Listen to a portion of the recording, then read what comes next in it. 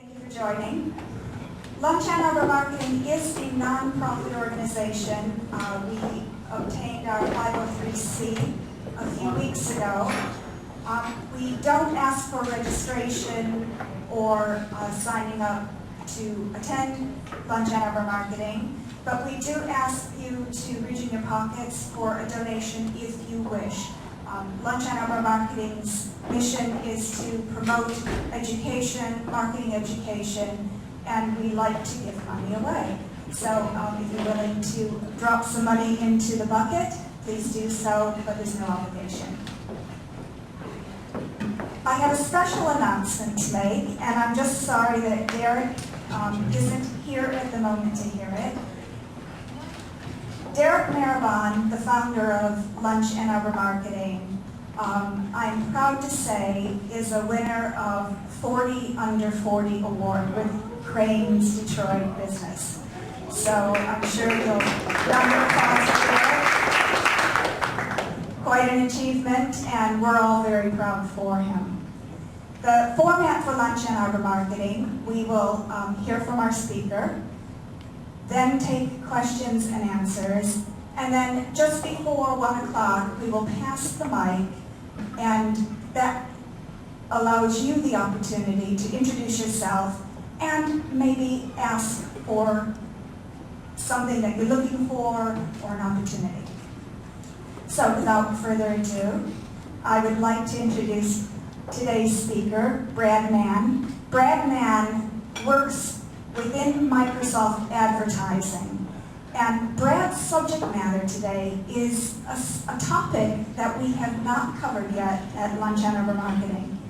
He is going to be showing you the ins and outs of advertising, but using a slightly different media. And I'm going to leave that for Brad to talk you through. So, warm welcome to Brad Mann. Thank you so much.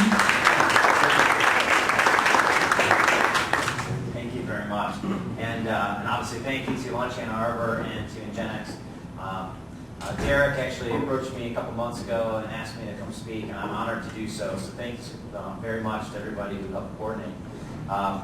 So before I jump into this, just maybe I could ask for a little audience participation just to sort of level set me on sort of the knowledge base in the room. But the area that I focus on, as Dee alluded to, is actually sort of a unique and definitely emerging medium for advertisers. And that is actually the world of video games.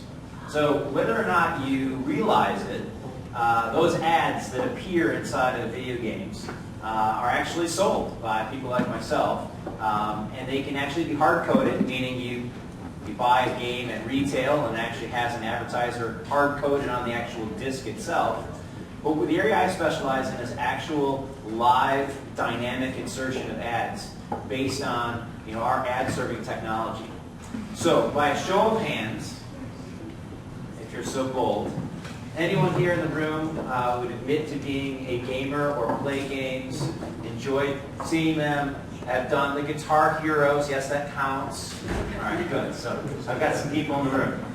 So as Dee mentioned, I'm part of Microsoft Advertising. Microsoft Advertising, obviously crosses the entire spectrum from your PCs to your mobile phones and all the way down into the gaming console itself. So the Xbox 360 is the actual device that you would purchase at retail, take home. You put a game in the tray, similar to the Nintendo predecessor, the Wii, and the PlayStation, and everything else that you've heard about.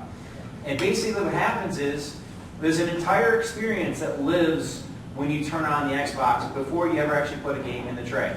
You can actually download Netflix movies, you can Facebook, you can Twitter, and I'll get into all that. But you can obviously play games. That's one of the core functions of the console itself.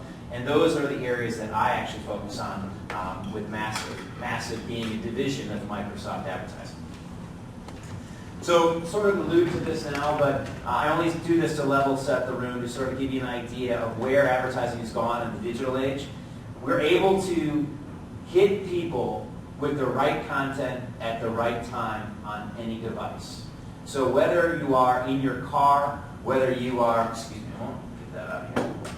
whether you're in your car, on your mobile handset, you're in front of your computer at home, or even when you're on digital television. We can actually serve ads based on the profiles that we know about you as an individual. And that's not limited to Microsoft. Some of these extensions, like the console-based system that I send ads into, would be specific to Microsoft. But that's the way in which advertising as a whole has evolved. We know a lot about people based on their search histories, based on the sites that they visit, based on advertising and links and search queries that they've done. All of that helps to build an online profile that helps advertisers to reach the people that they care about. Unlike the sort of the shotgun approach of television, where you're basically putting an ad into a program that you want to be associated to, you're going to get everybody watching that television show. Digital advertising obviously has gone a step further of actually targeting down to the actual individual based on their personalities. So before I get into this, I've had a couple people that were brave enough to start this over here.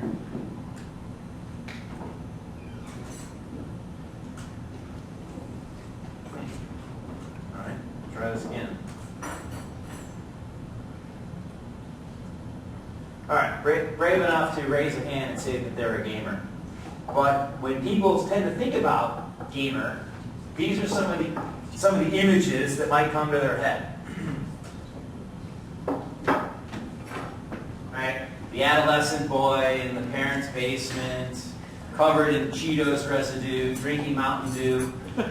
And in reality, that's not who we're talking about. Does anybody know, and by the way, there are rewards for audience participation. Does anybody know what the average age of a gamer is? 33. Very close. Anybody else? 34. Maybe closer. 35. 35. The average age of gamers is actually 35. The audience profile is very similar to this. Depending upon the game in the tray, it does shift. Okay? So when you take a look at the general console owner, it is 68% male. On average, 53% fall into that 18 to 34 range, and 77% are over the age of 18. And you can see some household income statistics below. But based on the game in the tray, that actually shifts. Time of day also affects it as well, and region of the world affects that again. So we can actually get into how do you reach the actual audience that you want to go after, knowing full well that the audience may be broken down this way, but we can use content targeting to get to the actual individual that you're really trying to target. So let me just level set, talk a little bit about gaming as a whole. How big of a market is it? Why do I want to care about it? Why should I know about it? Well, to give you an idea, 7 out of 10 households have a gaming console. So right off the bat, it's not a niche play, it's a majority play, for certain. You start to talk about console games, online games, and this cumulative effect of all these people that are gamers. It actually is around 130 million people in this country that would actually admit to being a gamer. So a little bit more than this room admits. When we start to get into how does this market and how big is this market, we talk about the size, but how about the time spent? Because that's an important measure of how important this market is for people. We talk about average hours played. It's probably hard to see back there, but there are actually 4 trend lines in the lower left-hand corner, and that's year-over-year time spent. So we all know the economy, not so good last year. And the growth of gaming, although it continued to grow, did not grow as fast as in previous years, but it has been exponential double-digit growth year-over-year. What happened last year is kind of interesting. Economy not so good, people didn't spend as much or more than they did the year before, but the time spent and the content that they had already purchased went up significantly by almost 25%. So we're actually looking at, on average, about 20 hours per month that a gamer spends gaming. Now you think about that, that's half a work week that they spend on the console.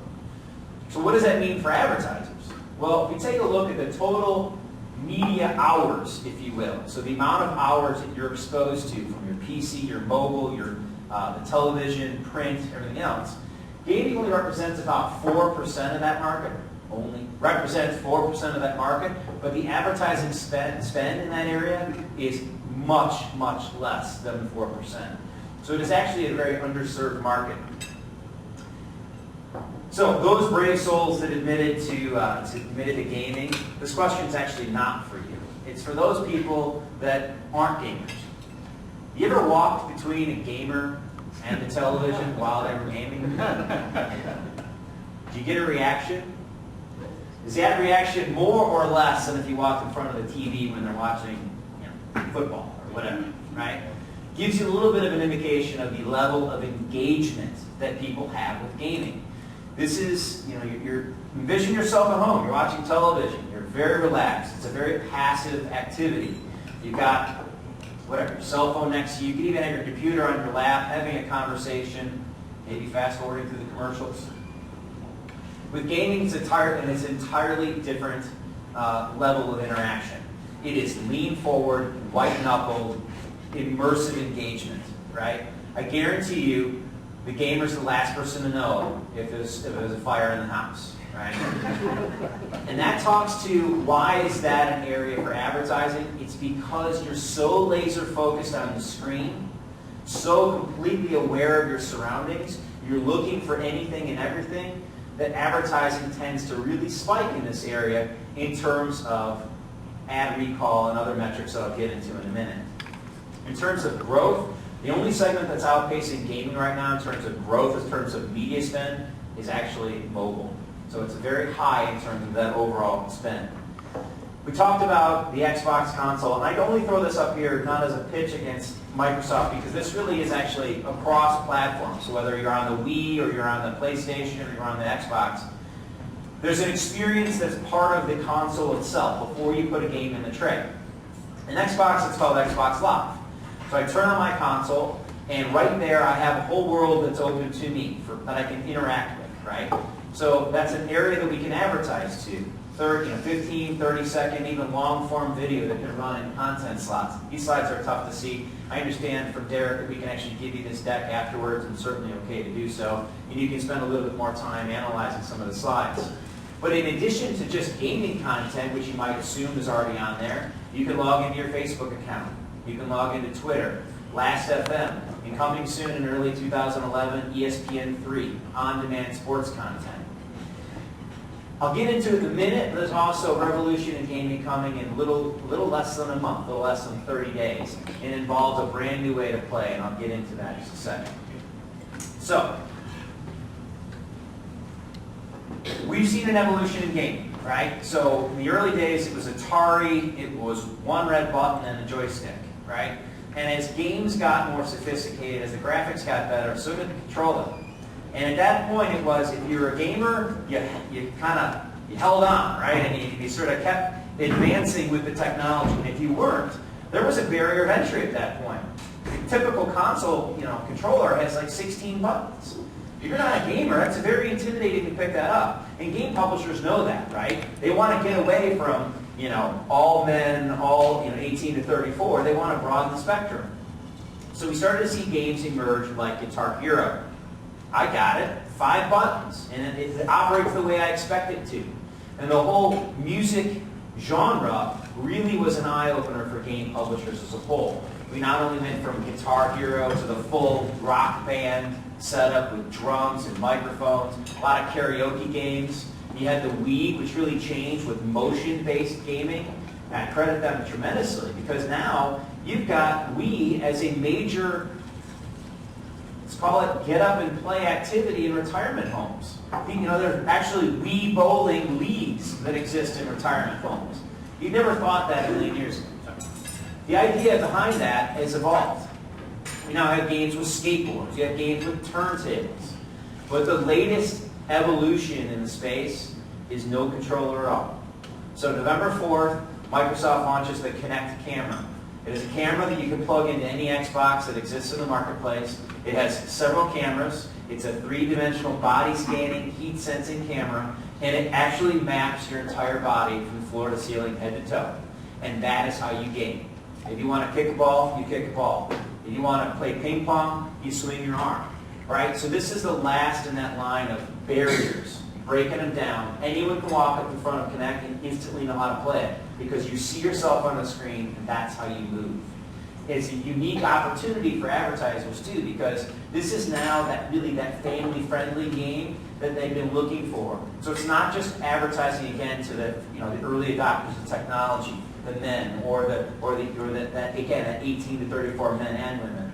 It's all about anyone that wants to sit down stand up in a group and party environment. So let me play a little bit about this.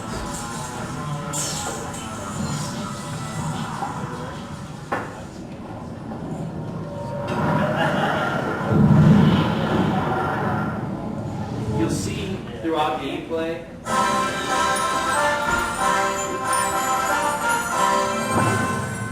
that massive logo that you see in the upper right-hand corner, we've inserted it all around in the game, so you can see where ad placements will live. All in the vaccine.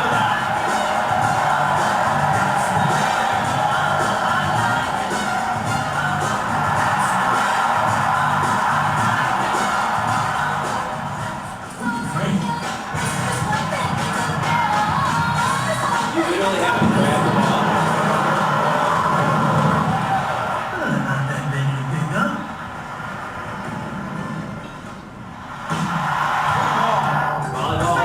Dig, set, fight,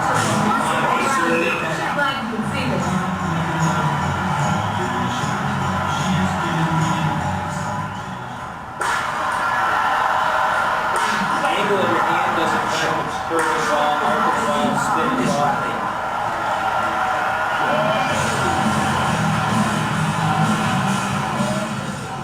Impressive run.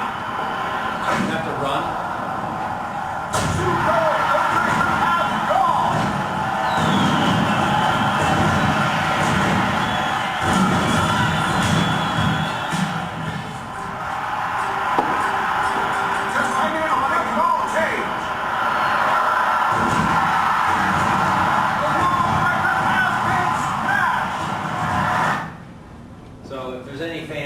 Entourage in the room, the show on HBO. They actually had Turtle in his living room doing track and field. And literally to run in that game, you can't fake it, right? I know a lot of people that play the Wii and they play bowling and they literally just flick their wrist to bowl. In this, you actually have to get up. And if you want to run, the faster you want to run, the higher your knees and the faster your legs. So you have to run and actually jump over the hurdles. So they had Turtle in his living room playing Connect.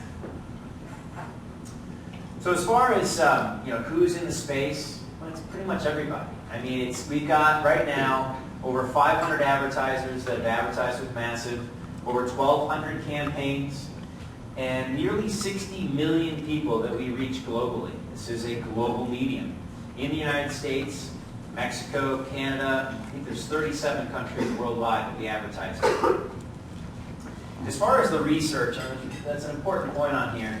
A lot of people appreciate that this is a very cool thing, but it doesn't work, right? Does this really work? With over 120 studies under our belt conducted by third-party research companies, Nielsen, Interpret, Simmons, we found that yes, it works, and it works incredibly well. How does it work? Hey, Derek. Congratulations, by the way.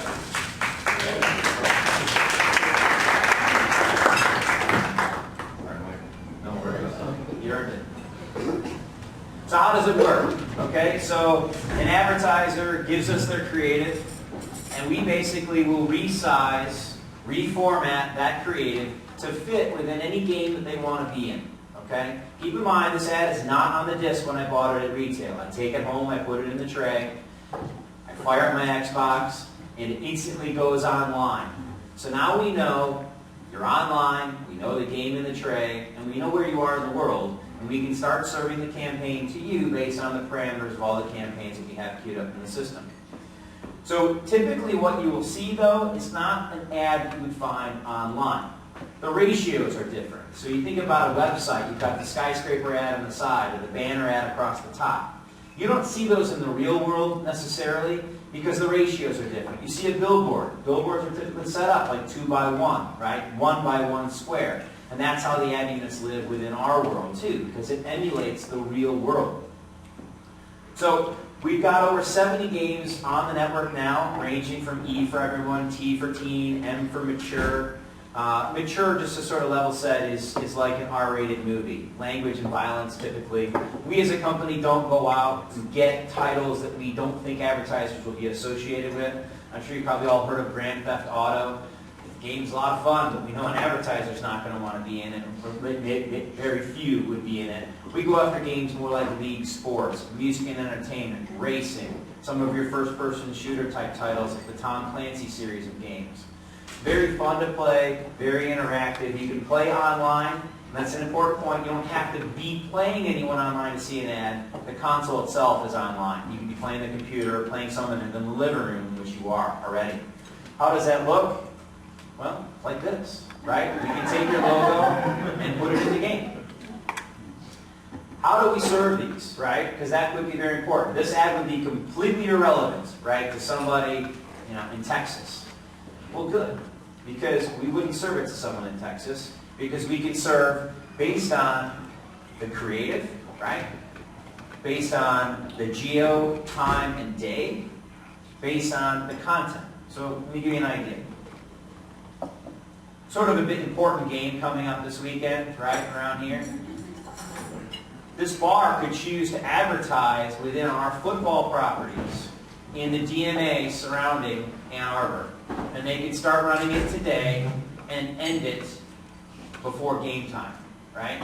Come on in, drink specials all day long. That's theoretically possible. As another extension of that, we had TBS, or Turner, forget which one, that wanted to advertise the NBA basketball games that they have on their network. So the ads would run only in our basketball games, only on the day in which that game was on that night. It would specifically call out the game, which teams, and the moment the game tipped off in the real world, the ad stopped serving. That's what's flexible. That's what the flexibility is created by dynamic advertising. Content too, you can run across the massive network. You can run in only specific games that you want to be in, and the ad can be different based on the game and the tray. The campaign that we ran for Intel, it was in the sports games. It said MVP, most valuable processor. And our first-person shooter games, it would say, stay cool in the heat of battle, Intel. So these ads can be very different based on the game and the tray. So again, back to that question. I threw a couple sort of accumulated research results slides in here to sort of give you an idea. Do people think it's cool? Yes, right? But do they see it, right? I showed you all that gameplay earlier of the track and field and the bowling and the ping pong, and I pointed out the ad units. You're probably focused on, obviously, the guys playing, the people, the characters. But what you'll notice is throughout gameplay, the breaks in the action, right? So before you start to bowl, the camera pans in, right? And it's going to show the ads, because the ads in the game are put there by our tech team. Again, this is not necessarily specific to Massive or Microsoft. I don't want this to be a sales pitch. That's how game companies will do this. We are actually able to put a game into our lab, have gamers play it, and we will know in an open world environment. Just think of a skateboarding world, right, where you can go anywhere in the world. Not only do we know where gamers tend to congregate, because there's maybe some cool things that they can interact with, but we actually know the angle of the camera, because that's what's on screen. We can tell you not only which corner of the city is the most trafficked, but which of the four corners and at which angle. And as a result, that's where the ad is coded. Now, if I go to my console and I pull the plug on it and I restart, I'm not going to see an ad, right? Because if I pulled the internet connection, I'm not going to see that ad when I restart it. It caches into the system, and you're going to see the ad as long as you're online. So it's never hard-coded, and that's an important distinction. So Massive has a 63% net ad recall. You look at other forms of medium like television, 32, print of 18, outdoor of 13, and online of 12. This is in an environment that, yet again, goes back to that underserved comment from earlier. But at the same time, too, we shoot for 3 to 5 minutes of ad serving per hour of gameplay versus television, which is 18 to 20 minutes of advertising per hour of gameplay, per hour of television viewing. What are some results that advertisers can expect? So brand rating, purchase consideration, recommendation, and finally add recall. Interesting stats about gamers. Typically they tend to be very technology progressive, right? They tend to be on the leading edge. If you think about it, again, back to my question, those people that play games, those that don't play games, think about, again, for those people that don't play games, when you wanted to buy a television, a phone, a computer, who did you ask? A camera? Did you ask someone that you think is very tech savvy? Generally speaking, that person is also a gamer. They tend to be very progressive. They not only like to purchase technology, they're on the leading edge, if you will, but they're price insensitive to that technology. They'll basically spend whatever it takes to get the technology they want. And when they buy something, they're proud of it, and they tell their friends. Purchase consideration and recommendation is extremely high in this space. So we're always very sensitive to what does it do to the environment, right? So did it make the game more realistic? Did it look cool? And finally, does it stand out? Yes, once again, across the board, we know that it does. Gamers actually appreciate it. Think about this for a moment. If I'm going to go out and buy a $60 game at retail that completely replicates Joe Louis Arena, don't you think I want to see Little Caesars ads all over the place? Don't you think I want to see Bell Tire ads? I want to see ads that are specific to me and my environment. I don't want to see Fizzy Cola or something that completely reminds me that I'm playing a game. So I'm just going to wrap on one or two more slides. Talk about gaming as a whole. There is a cumulative effect when we add gaming to other campaigns. So this particular campaign was for Kia Soul. They ran across the Xbox dashboard. Remember I talked about the experience where you turn on the Xbox before you ever play a game, the Twitter and Facebook and everything else that you can do. Campaign lived there, but also in-game. So when we saw across the board, very typical results that we see across other campaigns, but we add in the cumulative effect of the in-game component. Again, that 1 + 1 actually does equal 3 in this instance. We talked about this too with a large retailer that wanted to do a back-to-school promotion. Same deal. They had a TV campaign going at the same time as the massive in-game campaign. TV alone, adding in massive. And the idea is pretty simple here. If you think about it, you go home, these Xboxes and PlayStations, these are high-definition devices. I can use it to watch streaming HD movies. I'm not going to put them in the basement on my old console TV. I'm going to put them on my 42, my 50, 55-inch plasma and LCD screen, HD screen in the family room. These have become media centers, and these are the ways that people will interact, but you can't do one at the same time, right? So it's TV or gaming. So input A or B. So we know that it's an unduplicated audience, and that way, if you're going to run in one, you can run in the other. So with that, open it up certainly to questions. I tend to get a few more questions than usual. Please go ahead. Using your example of U of M, this weekend, for example, Yep. the big game. Okay, so I'm with the Plymouth Chamber, which is a small chamber just west of here, or just east of here, and I look at it as to are you able to firstly take that group, go all the way down to everybody just in Plymouth that would be gaming on that same time, Yep. and then say, cater it to the businesses that may be associated with the chamber. I know this is a very specific question, I apologize. But then are you able to go across platforms as they go, as they're using them, Facebook, TV, Right. Yep. So your example, across the board, yes, we can do that. What you're going to find, however, is when you laser focus it that tight, obviously on a city,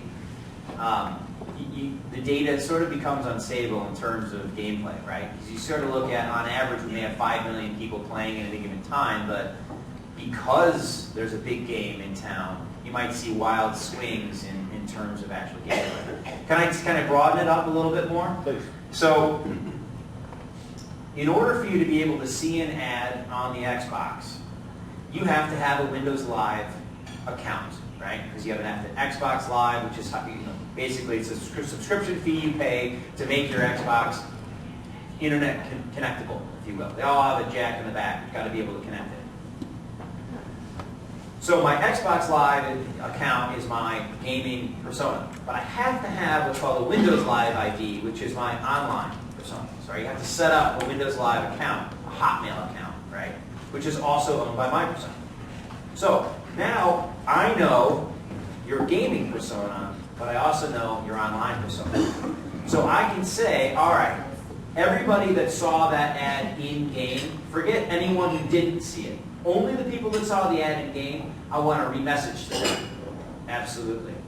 Our team over at Microsoft Advertising creates a custom target of just those people and will reserve ads to them on their computer and on their mobile phone. You can be even more specific too. The creative that you get sent that second time could be very specific to the game you're playing. Thank you for that. Next question. Can you give us any idea as to the costs? Sure. So the cost, it's a CPM. It's a cost per thousand of impression. That's how we sell.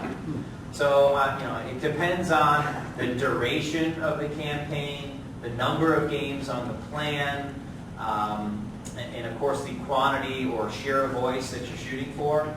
But I've done many DMA-focused campaigns that can actually be done quite economically, $5,000 to $10,000, right, for a campaign that might hit a DMA. If you look broadly, obviously on a national buy, we see buys probably on average around $100,000. But again, you're talking about reaching millions upon millions of people, and we can give you some very specific data to follow on that. Do we have another question here in the back? So I apologize, we got here a little bit late.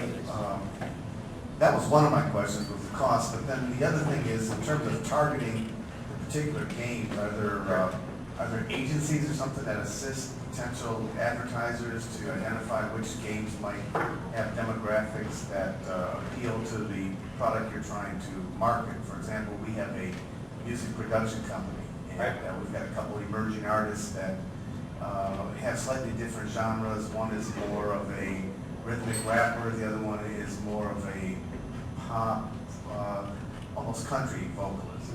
And we've been to a couple seminars. We just got back from the Billboard marketing and advertising seminar in Chicago. And I'm just curious as to how you can identify which games might be the most relevant to your product. Sure. Great question. So there are 70 titles currently that we ad serve. Again, I'm using myself as an example, but you could obviously go to other platforms to do this as well. So we have 70 titles on the network, from sports, action adventure, music and entertainment. We'll have a new genre coming out from that Connect, which was the motion and controller-free based gaming. So to use your example, there was a game on the network called DJ Hero. You actually used a turntable to play the game, similar to gameplay of Guitar Hero. If you've ever seen Guitar Hero, sort of colors come at you, and you have to hit the button and correspondingly strum to it. Very similar with DJ Hero. So you could run a hip hop type, that house music type ad in DJ Hero, but turn right around and do a pop in Guitar Hero or Band Hero, which is more pop, more, think American Idol type music. Can you run it for like a short duration of time? For example, like if you have a new release that you want to promote. Absolutely. You can only push We do it it all the time. a month or something like that. Yeah. Not only do we do short durations of time, we do blasts, if you will. So for example, we had an advertiser last year that said they wanted to own the Super Bowl. They came in and they bought the entire weekend, Friday through Monday. It was a retailer, and they ran basically ads leading up to the big game, and then on Monday it was, I'll just tell you, it was Dockers, right? So remember the Wear No Pants commercial from last year? So they ran ads leading up to that, and then on Monday it was like, all right, go buy some pants. So it was pretty specific, pretty funny, and I got a lot of good press on it. Another question here in the back. How do you do? I wanted to ask about the amount of, we'll call it market penetration, I guess. You have a large number of people who bought Xbox, obviously, and but a certain limited number have bought Xbox Live. So one question is obviously how many people have bought an Xbox Live account and how many of them actually use it? And also, is there a way for Xbox Live users to turn off advertising if they don't want to see it? Okay, great question. So about 40 million Xboxes at last report. Again, Microsoft doesn't report those on a daily basis. It was about a quarter ago that we reported 40 million Xboxes. And about 25 million of those are Xbox Live subscribers, so about 75%. When you buy Xbox Live and you have the account, again, you don't have to think about it in terms of, I don't have to be playing anybody online in order to be on Xbox Live. Because a lot of people will use Xbox Live to get additional game content and whatnot. And frankly, if you've got Xbox Live, when you sign in to your account, meaning fire up the Xbox and you want to grab your account, your gamer account, most people have it set, will automatically sign at Xbox Live at the same time. Because that way, if I've got a game in the tray, I can get updates from that game publisher to make the game specific. So remember, Brett Favre, I'm retired, I'm not retired, whatever. It came out, the game came out, and he was a Packer, right? But the next year, when he actually came to play, he was a Jet. So the game updated with him in a Jet uniform, and you could actually then print off a new game insert and change the cover. That make sense? So people don't turn off Xbox Live. If you got it, you don't turn it off. I mean, it's a generalized statement, but our numbers would support that. And with that, no, you cannot turn off advertising. So if you are online, you're on Xbox Live, and you got a game that we're serving a campaign to, you're going to get that campaign. Another question here, Linda? It sounds like this type of advertising is targeting people in real time to change their future behavior. And I was at a seminar last week at the University of Michigan, and the speaker raised concern that people were going to rewrite history to influence future behavior. An example was using Facebook, and I guess the technology is there right now, where you can have someone go into your Facebook and make you look pimple-free, make you look slimmer, but you could also replace a Stroh's six-pack with a Budweiser six-pack in one of your photos, and also put Nike logos in different places on the clothing. And I was wondering if you could comment on that. I haven't heard that. I mean, in terms of what we do, yes, it is very much it's a branding mechanism, right? It's a way in which to market a brand. Again, these aren't ads that I can click on, to a large part, right? So I'm playing a game. There's no mouse. I can't go over and click on a billboard and take action. That's not to say we can't have a call to action. In fact, we've done many campaigns that have a text to win. So I'm playing the game. We found through research that although I'm not online, on my computer when I'm gaming, I'm certainly not watching television because I'm gaming. But the one thing that people have with them at all times is their cell phone. So we've been very successful in running ads that actually say text to win, and whatever the prize is. It could be Microsoft points, which are the currency of the Xbox system. It's what I would use to get additional game content. It's what I'd use to download a movie. It's a currency. So I've had a lot of advertisers that run a text to win, and it's a turnkey program for them. And at the end of the day, or the end of the week, or end of the month, whenever the prizing distribution is to happen, if you're a winner, you get a bounce back on your cell phone with the code that you enter into Xbox Live, and now you've got points in your account credited by that advertising. I don't know if that specifically answers your question, but in terms of call to action, in terms of editing, we're serving the ads. It's a proprietary ad server. No one can change those ads. I guess I didn't think you were, but when I heard this presentation last week, I thought, okay, that's 5 years in the future, and then based on the technology you're talking about, it really is happening today, at least in the gaming world, and so it could be happening on Facebook.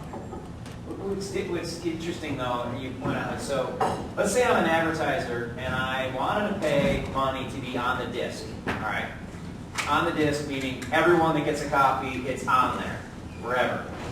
We can work with the publisher and the ad advertiser to make their ad dynamic, meaning it's there regardless if someone has a connection or not. But if they connect and that advertiser so chooses, we can run an ad that would slip over the top of it and change the message. And it would be their ad. Any more questions? All right, let's give Brad Mann a big round of applause.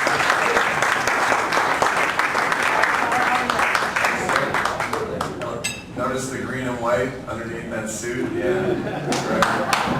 It's a big weekend here. It's a big weekend here in Ann Arbor. And actually, Brad and I went to Michigan State together. We were fraternity brothers, which was kind of cool. So I used extreme judgment in not adding maybe another picture. Right, yeah, thanks. Thank goodness we didn't have Facebook back then. I don't know what I would have done. So, yeah, everything wasn't documented back then like it is today. So, okay, so I'm going to pass the mic. We now take a minute to introduce yourself. If you could please stand up, tell us who you are, your company, and briefly if you're looking for anything, like in particular, related to your business. And then pass the mic to your friend. And I guess we'll start over here. Go ahead. How's it going? I'm Peter Clay. I'm the Director of Business Development for Parrish Advertising and Design, and my request would be for a Spartan victory on Saturday.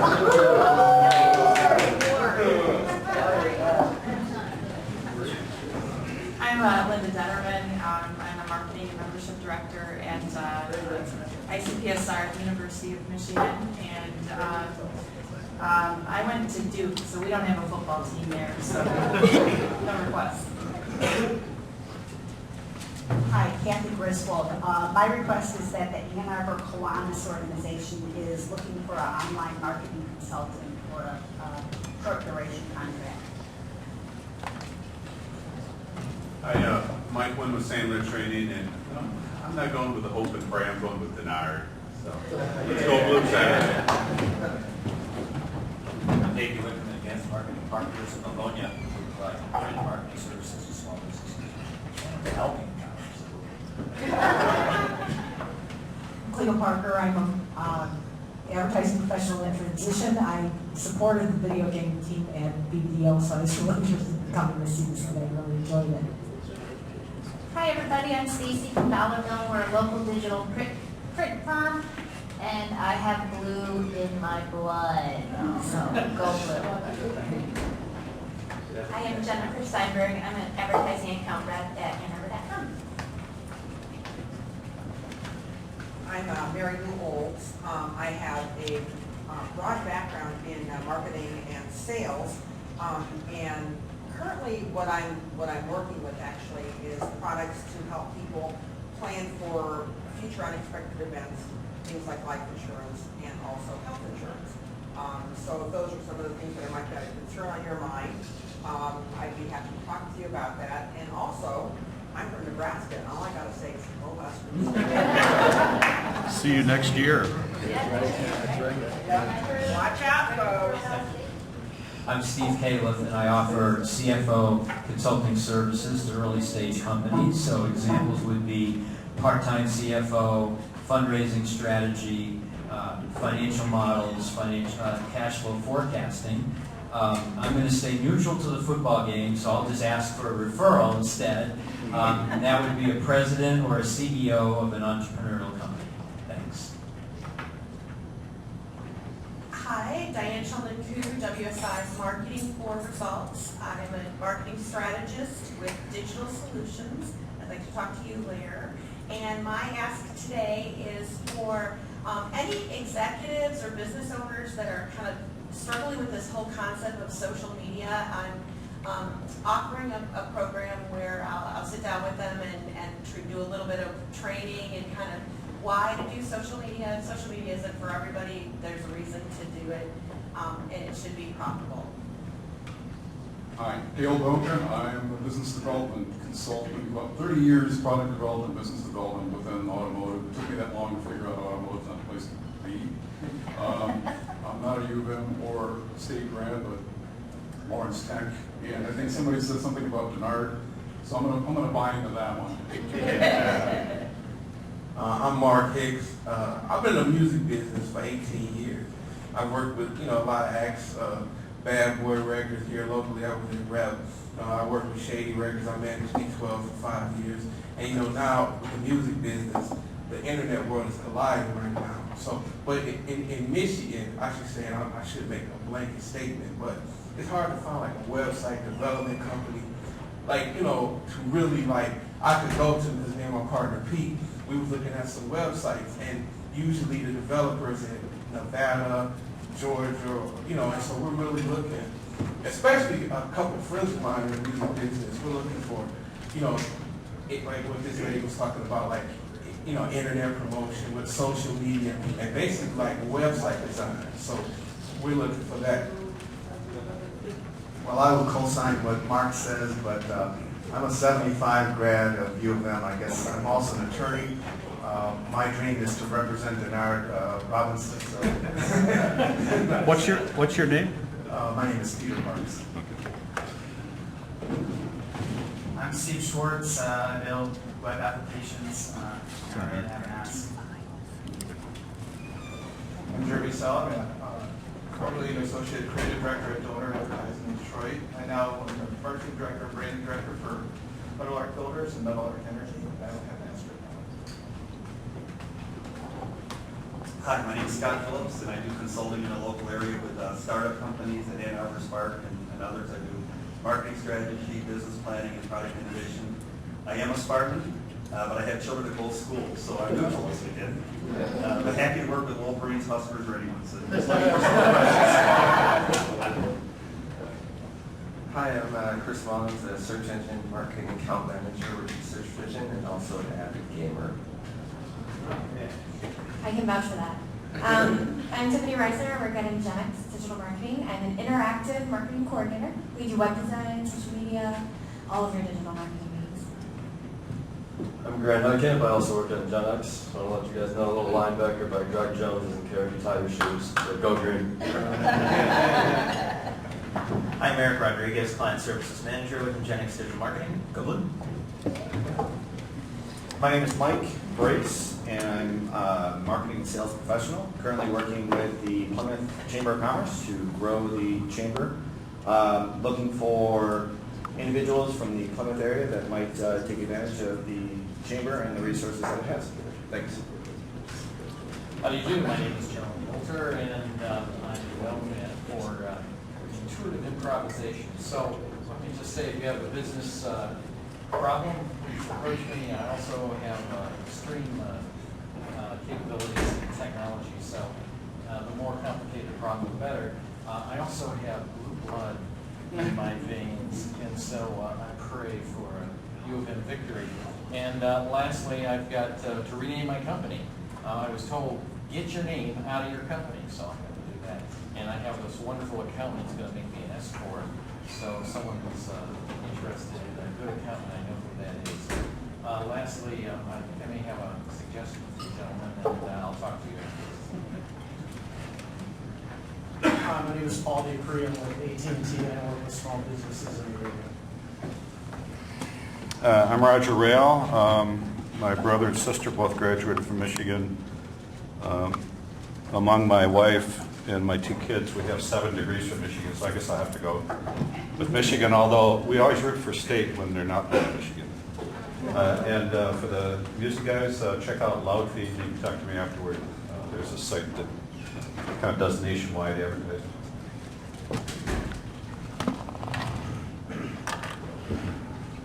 Hi, I'm Karen, and I was going to ask if anybody could help me get rid of an HTTP 400 error since AT&T lost our IP address last week.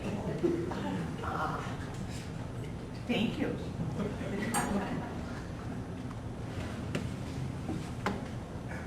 That was Bob, by the way.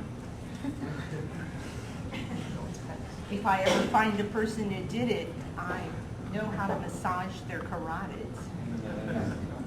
Hi, I'm Jim Diggs, and I'm a local entrepreneur with startup software companies. And one of the companies I'm working with is creating a music marketing company. So that's kind of interesting that you bring that up. I am Vinay Gupta. I'm just here to learn about advertising. Hi, I'm Carter Shawn from Output Studios, a commercial, editorial, and portrait photographer. And I'm a loyal Michigan man, so. And also, we've got 3 quarterbacks who can start on any team. I played with a kid named Forcier as well. Kate's father. And I'm Derek Maribennett. I'm CEO of Ingenix Digital Marketing. Sorry I missed the beginning of this program. I think Brad's a really great speaker. I think it was a great talk, at least from what I saw. And I'm a Spartan. I actually teach at Michigan State University, teach the new media driver's license up there. So I will be in the stadium rooting on the green and white. But it'll be a fun game. You know, it's funny being a Spartan living in Ann Arbor. Like, I'm surrounded by Wolverines. But I think that's okay. This will be a fun game. It's a fun rivalry. And I wanted to remind everybody, well, first of all, you, the M&M D12 guys, what up? We build websites. My company. You saw a bunch of the guys in the back in Ingenix Digital Marketing. If you need help, we're big. We know about rap. We understand rap. I mean, that's a joke. You know what I'm saying? We like music. Even though he doesn't look like it. Yeah. No, I've always wanted to work with Eminem. I mean, he's awesome from Detroit. So, anyways, but also Mike Tirico is coming here. Mike Tirico, the Monday Night Football guy, and he did the World Cup. And he does golf. He does everything. This guy is like Mr. Sports Announcer. He's going to be here October 20th.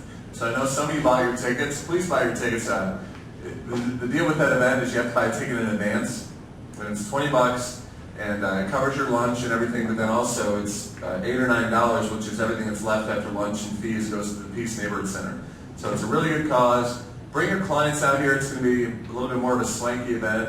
Tirico's a great guy, great speaker, a real famous guy. So, you know, it's a good client entertainment venue for any of you. And yeah, and with that, did you want to say something?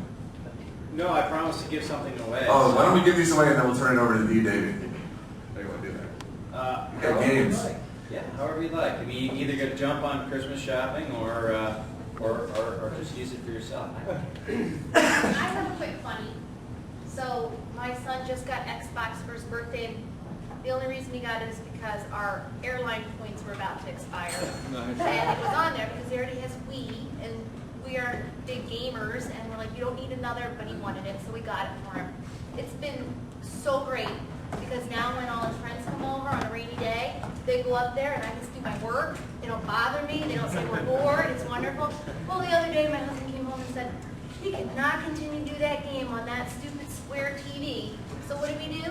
Bought a flat screen TV just for that Xbox. It's crazy.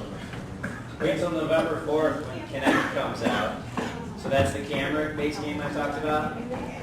Along with games like the sporting game that you saw, one of the major categories is actually going to be health and fitness. So there's a yoga trainer. There's actually, coming out in February, there's going to be, for those people who've ever done P90X, it's not P90X, but it's pretty darn close. It's actually the UFC, 3 trainers from the UFC, the Ultimate Fighting Championship, that have built exercise routines for the Kinect camera.